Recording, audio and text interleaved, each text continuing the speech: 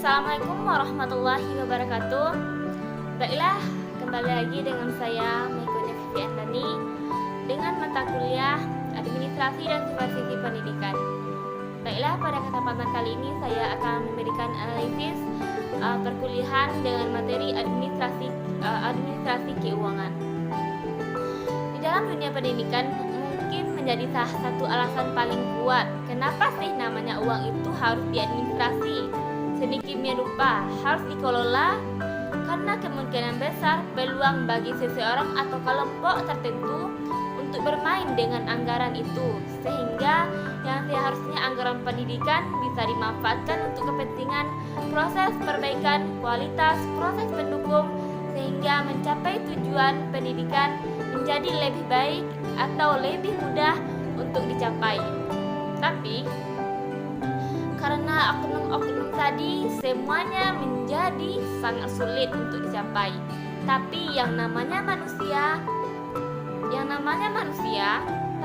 hidup kadang-kadang sangat ditentukan tidak hanya oleh beberapa profesionalnya, beberapa skillnya, kemampuannya, tapi juga moralitas dan rasa tanggung jawab. Tidak kepada manusia tapi juga kepada Tuhannya. Jadi, administrasi keuangan adalah proses pengelolaan, proses pengaturan terkait dengan segala hal yang melibatkan anggaran, segala hal yang melibatkan kegiatan yang pada akhirnya berhubungan dengan keuangan, mulai dari pembuatan, laporan, pencapaian tujuan dan kepentingan bersama. Tujuan pendidikan secara umum apa saja bentuk tujuan? Yang pertama yaitu untuk meningkatkan efektivitas dan efisiensi penggunaan keuangan sekolah, ya di mana efektivitas berarti kaitannya dengan pencapaian tujuan efisiensi berkaitan dengan waktu yang dikelola sedemikian rupa keuangan tadi. Maka diharapkan tujuan pendidikan, tujuan program yang membutuhkan uang itu bisa tercapai, bisa dikelola, didesain sedemikian rupa. Dan seharusnya kalau tidak dikelola bisa lebih banyak pengeluarannya. Sekarang kita bisa lebih efektif, lebih efisien dalam penggunaan secara ekonomis, tapi kualitas lebih menjadi nomor 2. Artinya program pelaksanaan tapi efektivitas dan efisien dari rancangan tadi bisa diminimalisir. Berbagai kemungkinan yang menyebabkan pengeluaran menjadi besar. Itulah definisi dari yang namanya meningkatkan efektivitas dan efisiensi penggunaan keuangan sekolah. Yang kedua yaitu untuk meningkatkan akuntabilitas dan transparansi keuangan sekolah. Artinya untuk kejelasan terkait pertanggungjawaban keuangan, bicara soal uang sekolah, soal uang negara adalah kepentingan banyak orang uang tersebut. Apapun pengeluaran itu harus ada bukti yang nyata yang harus dikeluarkan, harus diperuntukkan untuk apa uang tersebut diperlakukan. Misalnya kalau kita untuk keperluan sekolah, membeli buku sekolah, tentu terus harus ada kwitansinya, bukti bahwa uang tersebut dibelanjakan untuk membeli buku. Selanjutnya yang ketiga yaitu minimalisir. Hal ini bertujuan untuk tujuan akhirnya yaitu untuk supaya tidak terjadi penyalahgunaan anggaran atau keuangan sekolah. Meski sangat sulit, tapi itu harus dilakukan bila nanti kalau seandainya strategis kita, dalam konteks administrasi pengelolaan keuangan dilakukan secara benar, secara tepat. Yang namanya tujuan ketiga itu penyalahgunaan anggaran sekolah bisa diantisipasi sejak dini. Seharusnya tidak akan terjadi, tapi dalam tataran pelaksanaannya. Yang perlu kita ingat, ada 3 kegiatan utama dari proses administrasi keuangan untuk di sekolah atau perguruan tinggi. Adalah dimulai dari perencanaan, berarti sangat detail. Perencanaan ini dimulai dari misalnya kita dalam perencanaan untuk 1 tahun di anggaran keuangan sekolah, atau secara undang-undang sudah ada aturan mainnya. Tidak bisa menerta minta untuk memilih sarana dan prasarana serta yang lainnya. Sumber daya manusia dan material yang berimplementasi adalah program-program pendidikan yang ditetapkan. Perlu ada penentuan yang jelas pada tahap ini.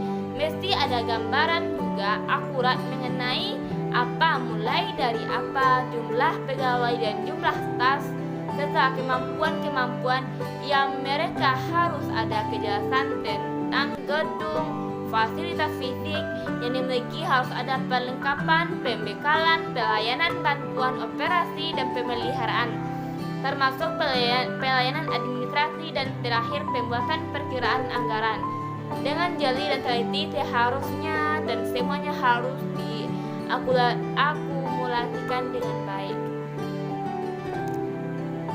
Langkah yang pertama tadi adalah perencanaan yang biasanya dilakukan di awal tahun ajaran. Artinya di awal tahun pembelajaran, maka kepala sekolah atau divisi di sekolah harus membuat atau menyusun yang namanya RAPBS atau Rencana Anggaran Pendapatan dan Pembelanjaan Sekolah, dan pada dasarnya RAPBS ini memuat segala hal yang termasuk dalam program kegiatan yang dilakukan oleh sekolah selama 1 tahun ke depannya. Dan yang kedua yaitu penjabaran yang bertujuan untuk atau yang artinya dalam bentuk program-program jelas. Jadi kita hanya bisa akumulasikan dari sesuatu yang besar. Kalau kita turunkan dalam bentuk program-program yang jelas, tingkat pengukuran menjadi tidak realistis. Salah satu tujuan dari administrasi keuangan yaitu mengantisipasi terjadinya penyalahgunaan dan penyelewengan keuangan atau anggaran sekolah atau perguruan tinggi. Dan dalam pemisahan dalam administrasi keuangan harus ada pemisahan yang jelas. Pemisahan dalam administrasi keuangan, pemisahan tugas, jadi tidak semua dilakukan oleh satu orang. Oleh karena itu harus ada yang memiliki tugas-tugas tertentu. Seperti kalau menurut undang-undang dinyatakan secara tepat dan secara jelas bahwa ada pemisahan tugas dan fungsi-fungsi dalam kaitannya dengan keuangan sekolah dalam penataan anggaran dan keuangan sekolah. Yang pertama, petugas yang disebut dengan otorisator, yang kedua disebut dengan ordonator, dan yang ketiga bendahara. Tentu kita harus paham siapa itu otorisator, siapa itu ordonator, dan siapa itu bendahara. Baik, kita jelaskan. Yang pertama itu otorisator adalah pejabat atau mereka yang menjabat yang diberikan wewenang untuk mengambil tindakan untuk segala sesuatu yang mengakibatkan terjadinya penerimaan dan pengeluaran keuangan. Jadi ada yang wewenang, jadi ada pejabat atau orang tertentu yang punya atau yang memiliki wewenang untuk apa? Untuk mengambil tindakan yang pada akhirnya mengakibatkan terjadinya pemasukan dan pengeluaran keuangan sekolah atau keuangan perguruan tinggi. Yang kedua kita menyebutnya ordonator, ornat, penjabat yang diberikan kewenangan untuk melakukan pengujian yang akhirnya menyebabkan keluarnya perintah untuk mengeluarkan dan mendapatkan anggaran dana dari ordonator. Jadi otorisator di awal mereka atau beliau kepala sekolah atau rektor. Ordonator ini untuk menguji apa yang diputuskan oleh pimpinan tadi. Itu perlu tidak program itu pada akhirnya masuk dalam skala prioritas, menyebabkan anggaran dan keuangan sekolah harus keluar atau diuji seberapa mungkin kemampuan lembaga atau sekolah dalam perguruan tinggi memiliki anggaran untuk menyebabkan apa yang diputuskan oleh pimpinan. Dan yang ketiga kita sebut dengan bendahara, yang artinya itu penjabat atau orang-orang yang berwenang yang melakukan penerimaan dan pengeluaran uang atau surat-surat berharga. Dasar pertimbangan ada tiadanya atau ketersediaannya anggaran di lembaga. Itu adalah strategi yang ditetapkan oleh negara. Ada 3 kepentingan, ada 3 pejabat yang memiliki hak dan wewenang yang berbeda, yang menyebabkan anggaran, yang menyebabkan keuangan masuk dan keluar uang lembaga atau uang lembaga sekolah atau universitas atau kampus, yang menjadi harus dieksekusi.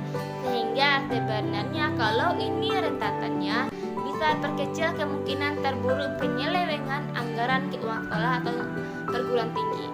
Tapi kenapa banyak kasus yang ditemukan kepala sekolah yang melakukan penyelewengan terhadap dana BOS, penilaian yang dilakukan oleh rektor, penilaian yang dilakukan oleh dekan, dan apa saja di Indonesia?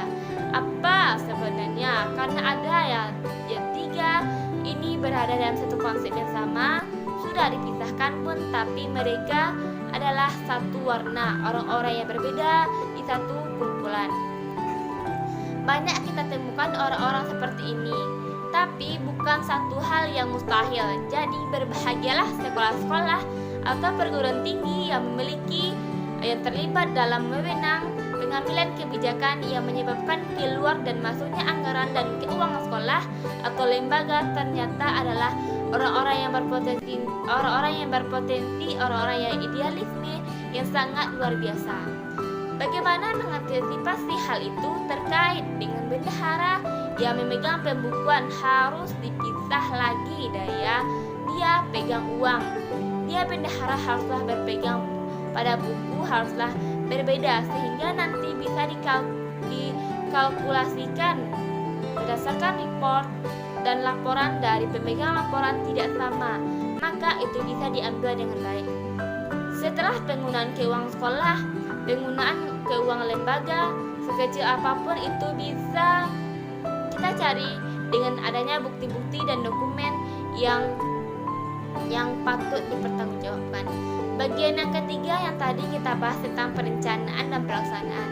Dan yang terakhir potongan jawaban ini adalah bentuk penggunaan keuangan sekolah atau lembaga selama 1 tahun anggaran.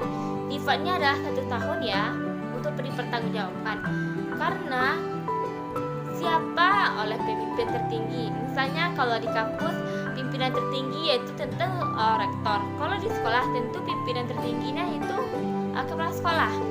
Secara keseluruhan ada di tangan kita pertanggungjawaban dapat disampaikan kepada pimpinan sumber pemberian dana maupun kepada personil sekolah untuk sumber pemberitahuan dana maupun kepada personil.